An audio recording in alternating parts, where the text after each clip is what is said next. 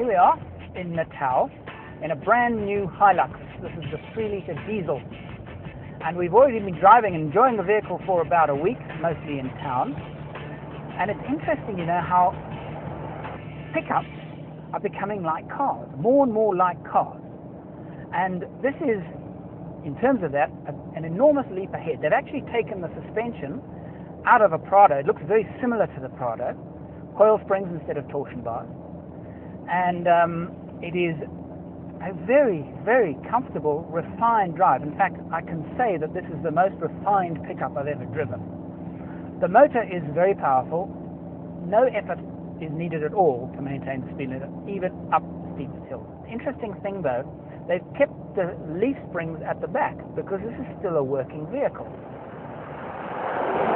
And you notice it. The front of the vehicle seems very sure-footed. The steering is very direct.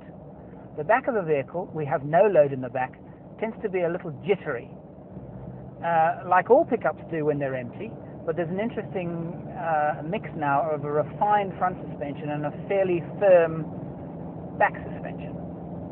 We're on our way to Stony Ridge. We're going to John Rich's farm there, and we're going to drive it off-road, and we're going to see how well it does in the rough. Like me, John Rich had never driven the vehicle off-road before and was quickly behind the wheel. I do enjoy the methodical way he tests vehicles. I would be a choice of using diff lock on there, but first I'm just going to try the vehicle. The vehicle is new to us. We're going to try it. We're going to climb up the slope. I want to try and get a balance out of it, but I think let's try it first, have a look where the balance lies with the vehicle, and then we can come back and do it. Never be shy to do a hill twice. If you don't make it the first time, it's no problem to go back and start again. Right, I'm going to use first, just on the first initial part of it here, just to get the feel of what the actual vehicle is going to do. So I'm going to put in first gear. My choice would be second gear on here, but I just want to feel the balance rather than achieve the hill on the first run. You can see the descent as we sort of go in. I've got an ascent now. She's quite steep. She's climbing very well at the moment. I've still got balance out of the front axle, and then I've got a cross axle right there. But she's going quite nicely with a bit of diff lock. We should be able to climb on that there. Let's go back, put the vehicle in reverse down.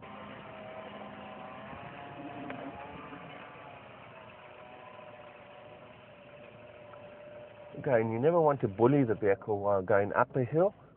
I'm going to put the diff lock on. I'm still going to place it in first gear to get more of a feel out of the vehicle.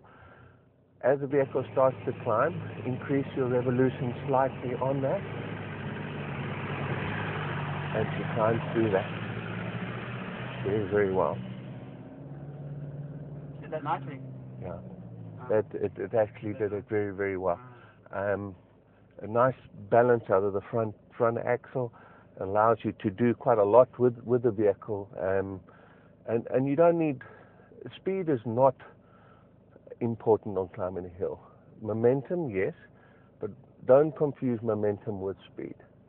You need the vehicle to flow and have a steady pace on that. I mean, we're in first gear on that one. Second gear would probably be a choice as well to use because she is very slippery. There's a lot of shale on the hill as we went up there.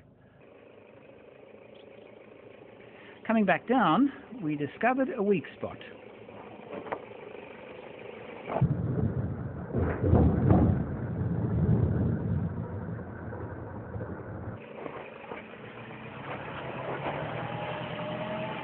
Where we descended down the slope under compression, we entered into a hole there, and with the weight of the vehicle, we just touched on the running board.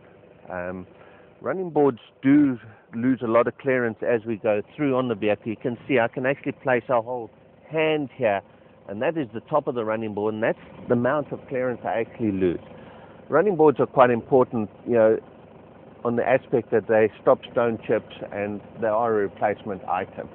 You don't really want to bend them or anything like that, but if you slide or anything like that, it's better to dent a running board than actually dent the side of the vehicle. It's an interesting vehicle in that combination of a suspension that is designed equally for good on-road use, the result is that in very rough terrain it throws you about a bit, which is a criticism I have of the vehicle that I think can be solved with stiffer shock absorbers. But apart from that, it's fantastic. The approach angle is fair, the departure angle is good, better than average, but its climbing ability, marvelous, really, really very good. Having driven the Hilux off-road and on, I came to the conclusion that the new Hilux is better on-road, quite a bit better than its predecessor, but not quite as good at tackling difficult obstacles, and that's mainly down to the clearance.